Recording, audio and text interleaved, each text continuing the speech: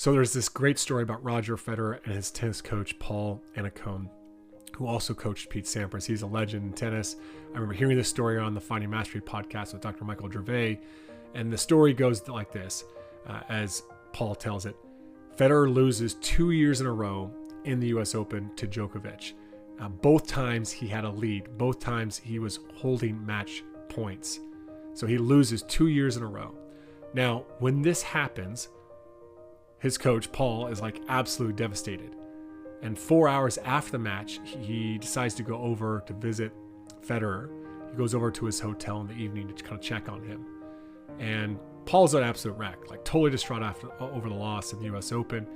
And yet he finds Federer at the hotel, laughing and playing with his kids on the floor. And so Paul kind of comes to the room and says, hey, can I talk to you? And so they go into their room, and Paul's just like, hey, I want to talk to you about what happened out there today.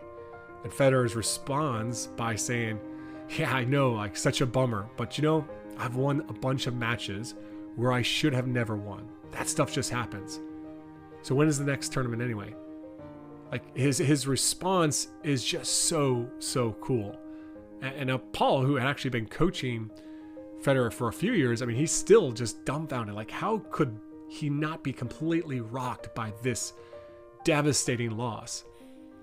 The thing is, it's tempting to think that there are really only two ways to be after a loss. You're either like pissed off, angry, and you can't sleep, you're just miserable, or you're complacent, like you've given up on your team, you're apathetic. But that's the tyranny of the or type of a mindset. And the reality is, we can be like Federer with a lot of work, right? We can be both accepting of this reality, which is that sometimes we're going to lose games, ones that we think we should have won. And we can be both accepting of that loss and also committed to the process of improvement and to continuing to compete and caring deeply about being successful, about winning. And that's what we're going to get into in today's episode of the Coaching Culture Podcast.